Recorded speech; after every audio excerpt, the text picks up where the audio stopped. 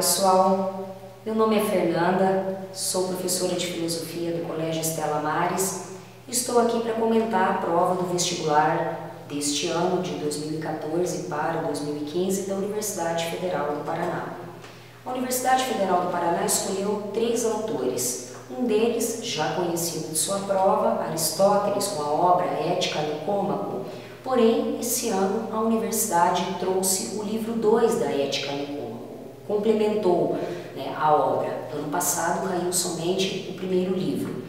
Thomas Kuhn, a obra permanece a mesma, a função do dogma na investigação científica, e Jürgen Habermas, o autor novo em que caiu Fé e Saber, inclusive um filósofo que está vivo. A prova esse ano trouxe 2 questões de Aristóteles e dividiu entre Thomas Kuhn e Habermas as demais questões. Trouxe uma questão aí comentando sobre o diálogo entre a religião, que você teria que se posicionar tanto em Thomas Kuhn quanto em Habermas. Uma questão bastante inteligente, uma prova bem inteligente. Então vou comentar pelo menos uma questão de cada autor para vocês terem uma base daquilo que vocês poderiam ter resolvido. A prova da Federal, ela traz fragmentos e vocês devem seguir esses fragmentos, responder exatamente aquilo que a questão pede.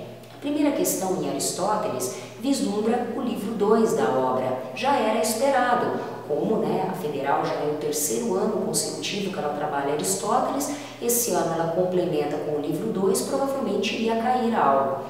A primeira questão, ela diz o seguinte: uma vez que Aristóteles antes define as virtudes como disposições de caráter e na passagem acima acrescenta que as virtudes situam-se no meio termo, de que modo devem ser definidos os vícios e por quê?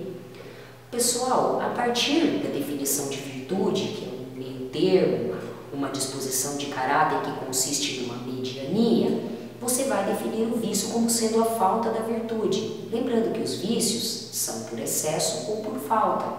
Aristóteles vai pedir que, para buscarmos tudo aquilo que fazemos, ou para buscarmos a felicidade, o bem supremo, tem que ser uma atividade da alma conforme a razão, conforme a virtude, tem que ser uma prática. Essa felicidade que se mostra como autossuficiente e permanente.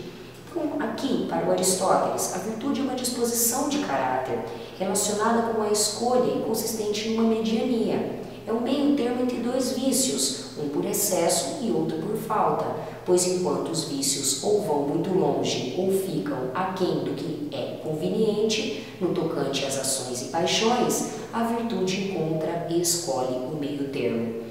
O excesso e a falta são características do vício e a mediania é uma característica própria da virtude. Uma questão fácil, tranquila, abrindo a tua prova. Aristóteles, os alunos comentam que estava mais tranquilo. Thomas Kuhn também apresentou aqui as questões básicas que nós aguardávamos vindo dele. Lembrando que esse filósofo americano, dos Estados Unidos, é um historiador da filosofia e ele vai fazer uma análise sobre a história da ciência. Basicamente, esse é o aspecto de sua obra, a função do dogma na investigação científica. Primeira questão do autor: por que para Thomas Kuhn é uma sorte que a adesão a um paradigma não seja abandonada com facilidade? Você precisa saber o que é a adesão, qual papel ela tem e o que é um paradigma, como o autor define o conceito de paradigma. A adesão, pessoal, é um elemento necessário à investigação. Por quê? Porque o cientista é educado para ser um solucionador de quebra-cabeças. O próprio autor coloca como um jogador de xadrez. E quem te dá a regra para solucionar aquele jogo de xadrez? As regras do jogo de xadrez. Numa atividade científica, Thomas Kuhn faz essa analogia: quem dá as regras do jogo para que a investigação possa caminhar é a adesão da comunidade científica. Ela é totalmente fundamental. Por isso que a questão pergunta qual é a sorte, uma sorte a adesão a um paradigma, que ela não seja abandonada com facilidade. A adesão é um elemento necessário à investigação. Normalmente, o cientista é um solucionador de quebra-cabeças, como um jogador de xadrez. A adesão é que lhe dá as regras do jogo que pratica. A adesão também tem outro papel fundamental na investigação, a força que ela tem e a unanimidade com que é partilhada pelo grupo profissional. Então é importante que haja adesão, a aceitação da comunidade científica para um paradigma.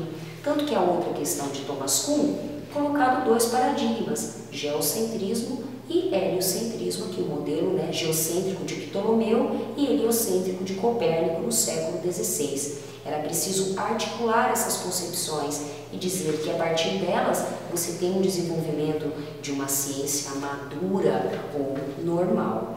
As questões de Thomas Kuhn também estavam bem pontuais quanto àquilo, quanto ao texto também. O que assustou sem muita necessidade foi o texto novo de Jürgen Habermas, que trabalhava a questão entre fé e saber, entre o diálogo que se dá entre religião, ou também não se dá, e entre a ciência. E entre esses dois aspectos do conhecimento nós temos o quê? O Estado, a característica constitucional do nosso Estado liberal, no qual Habermas vai fundamentar toda a sua obra. Com base, também a partir de um fragmento, nos termos de Habermas, em que consiste o retorno do político. É pedido uma parte bem específica. O retorno do político está ligado àquilo que o autor próprio diz no texto, do poder mundial de configuração civilizadora. O que quer dizer isso? Seria um momento de autorreflexão que o autor pede, que foi iniciada no mundo ocidental, a partir desse processo de secularização ocorrido em outras culturas. O retorno do político seria essa crença que nós temos de que os políticos no Estado liberal vão conseguir trabalhar com as leis também a partir dos diálogos. Habermas é considerado o último grande racionalista, aquele que diz que o projeto da modernidade ainda não foi cumprido. Em toda a sua obra, Habermas tenta articular a questão do diálogo, o senso comum democraticamente esclarecido, em que a ciência deve esclarecer o senso comum, a comunidade, vamos dizer assim, religiosa, precisa entender as diversas visões de mundo também e provocar essa razão que é construída a partir do diálogo livre, sem constrangimentos, que fundamenta a nossa plena cidadania. Espero ter ajudado vocês com esses comentários, lembrando que os três autores se situam em épocas diferentes. Aristóteles está na Idade Antiga, em que se tem um grande apego às questões éticas e políticas. Thomas Kuhn e Habermas, filósofos contemporâneos. Habermas, inclusive, está vivo, um dos maiores nomes da filosofia hoje, e ambos os autores vão questionar a ciência, no caso de Thomas Kuhn, e Habermas faz esse gancho também, falando de como fica o Estado perante essas visões de mundo e a constituição de suas leis, como possibilitar a igualdade e a soberania do povo.